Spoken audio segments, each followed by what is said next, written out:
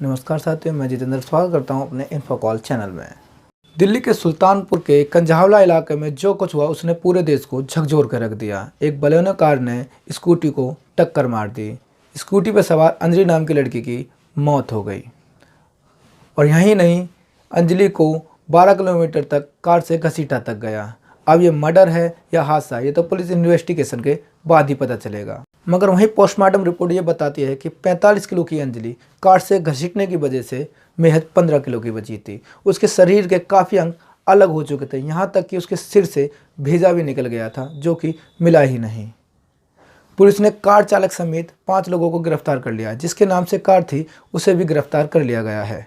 अंजलि के परिवार वालों की माने तो अंजलि का सपना था वे कामयाब ब्यूटिशियंस बने और खुद का पार्लर खोले।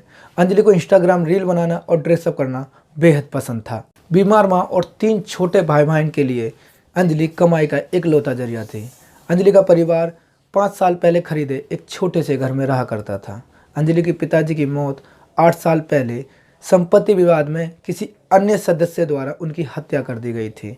अंजलि के पिताजी खत्म होने के बाद अंजलि की मां पे ही उनकी सारी जिम्मेदारी आ गई थी। अंजलि की मां रेखा देवी एक स्कूल में काम किया करती थी, मगर लॉकडाउन के चलते और उनकी किडनी से जुड़ी बीमारी के चलते उनकी नौकरी चली गई थी। अब वह भी एक आय का स्रोत खत्म हो गया था।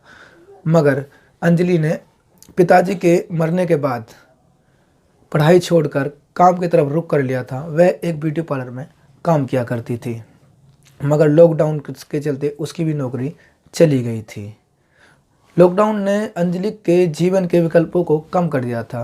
वह जल्द ही कमाई का जरिया ढूंढती रही। फिर एक दिन अंजलि को किसी ने इवेंट मैनेजमेंट से जोड़ दिया। नौकरी छूटने के बाद अब अंजलि इवेंट मैनेजमेंट का काम करा करती थी। अंजलि की आय सीमित नहीं थी। कभी वो अपनी माँ के हाथ में 500 रुपये या फिर कभी कभी 2000 रुपये भी दे देती थी। उन्हीं पैसों से किसी तरीके से परिवार गुजारा कर रहा था।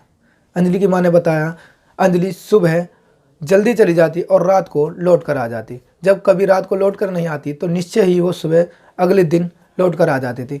अंजलि की मां ने बताया कि हम ज़्यादातर उससे पूछताछ नहीं किया करते थे। अंजलि की मौसी अन्नू कुमारी ने बताया कि अंजलि अपने परिवार के आर्थिक रूप से संभाल रही थी, क्योंकि परिवार की देखभाल करने वाला उसके अलावा और कोई नहीं था। उन्होंने बताया कि अंजलि ने अपनी बड़ी बहन की शादी भी अपनी कमाई के पैसों से ही कराई थी। वहीं उसकी छोटी बहन ने बताया कि दीदी हर चीज़ का ध्यान रखती थी, हमें त्योहारों पे उपहार लेके आती थी। हमारी छोटी से छोटी चीज़ें जैसे कपड़े और पढ़ाई से लेकर का खर्चा अंजलि ही चलाती थी। अब सवाल ये उठता कि इकलौती अंजलि कमाने वाली उस परिवार के बीच नहीं है। ऐसे में उस परिवार का होगा क्या? अभी तक कोई भी सरकार या अन्य उनकी सहायता के लिए खड़ा नहीं हुआ है। ऐसे में उस परिवार का होगा क्या?